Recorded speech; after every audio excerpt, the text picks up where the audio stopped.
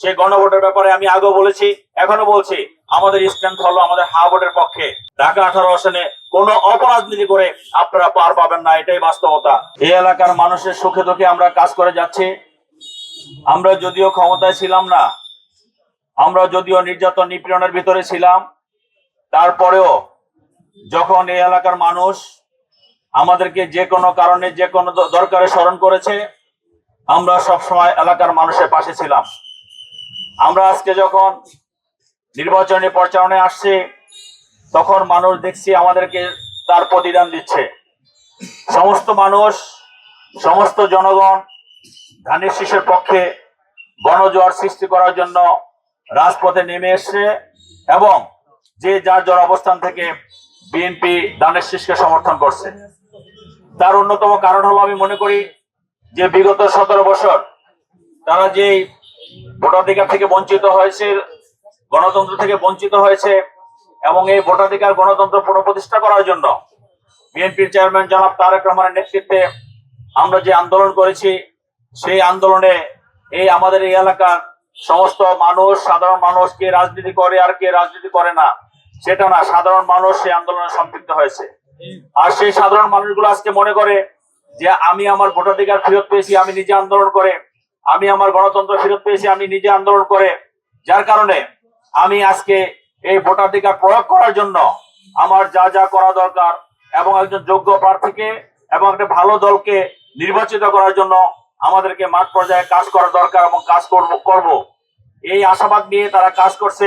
আমি সেই জন্য আমাদের সেই সম্মানিত নাগরিকদেরকে ধন্যবাদ জানাচ্ছি, অভিনন্দন জানাচ্ছি এবং তাদের কাছে কৃতজ্ঞতা স্বীকার করছি যে তারা আমাদের সাথে সশরীরে এসে কাজ করছেন। আমরা বলতে চাই, এই এলাকায় কখনো আমরা যদিও যত বিপদে ছিলাম, আমরা সরকারের নির্যাতন নিপীড়নে ছিলাম, রোশানলে ছিলাম, তারপর এলাকার মানুষ আমাদেরকে ডেকে বা তাদের প্রয়োজনে আমাদেরকে পায়নি, এমন কোনো ঘটনা ঘটেনি। আপনি করোনাকালীন সময় থেকে শুরু করে বা যখনই কোনো বিপদ এসেছে, প্রাকৃতিক দুর্যোগ এসেছে, মহামারী এসেছে, প্রতিটি সময় আমরা জনগণের পাশে ছিলাম। কাজেই জনগণ এখন আমাদের পাশে আছে এবং বাংলাদেশের যতবার সুষ্ঠু নির্বাচন হয়েছে প্রতিটি সময় জনগণ বিএনপিকে বেছে নিয়েছে।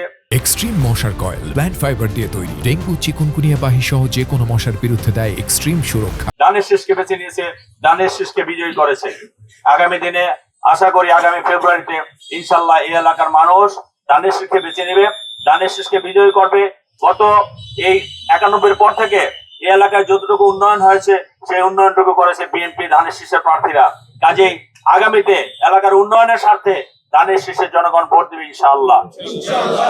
পাশাপাশি এই 17 বছরে মানুষ যে নির্যাতিত হয়েছে, নিপীড়িত হয়েছে, আমাদের নেতা কর্মীরা হত্যা হয়েছে, গুম হয়েছে, খুন হয়েছে এবং মামলার শিকার হয়েছে। জুলাই আগস্টে যে আমরা যে আন্দোলন করেছি সেখানে আমাদের অনেক নেতা কর্মী হতাহত হয়েছে। আমরা বলতে চাই, আমরা প্রতিটি জায়গায় প্রতিকার চাই। যারা হত্যা করেছে, নির্যাতন করেছে, তাদের বিচার বাংলাদেশে মাটিতে হবে। কিন্তু যারা সমাজে ভালো মানুষ, তারা যে মতাবলম্বী হোক, তারা আমরা যেভাবে নির্যাতিত হয়েছি, নিপীড়িত হয়েছি, সেরকম নির্যাতন নিপীড়নের শিকার যাতে তারা না হয় সেদিকে আমাদের দৃষ্টি আছে এবং আমরা সেদিকে দৃষ্টি রাখবো।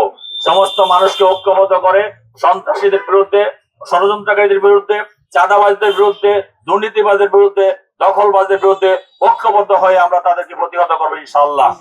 এবং আগামী দিনে বিএনপির চেয়ারম্যান জনাব তারেক রহমান যে মানবিক রাষ্ট্র গঠন করতে চায়, বিএনপির চেয়ারম্যান জনাব তারেক রহমান যে মানবিক সমাজ ব্যবস্থা গঠন করতে চায়, আমরা সকলে ঐক্যবদ্ধ হয়ে সেই সমাজ ব্যবস্থা গঠনে আমরা সহযোগিতা করব।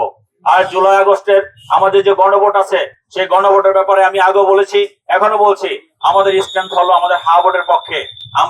আমরা আগামীতে এই জাতীয় নির্বাচনের সাথে সাথে যে গণভোটের আপনার ব্যালটটা পাবেন, সেখানে হাকে বিজয়ী করতে হবে, হাকে বিজয়ী করতে হবে, হাকে বিজয়ী করতে হবে। কাজেই অনেকে অপপ্রচার চালাচ্ছে, অনেকে অপরাজনীতি করছে, আমি তাদেরকে উদাত্ত আহ্বান জানাবো, সারা বাংলাদেশে আপনারা কি করছেন সেটা আমার জানার দরকার নেই।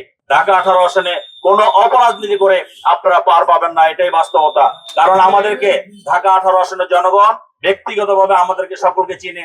আমরা জনগণের পাশে সবসময় ছিলাম, এখনো আছি, আগামীতেও থাকবো ইনশাআল্লাহ।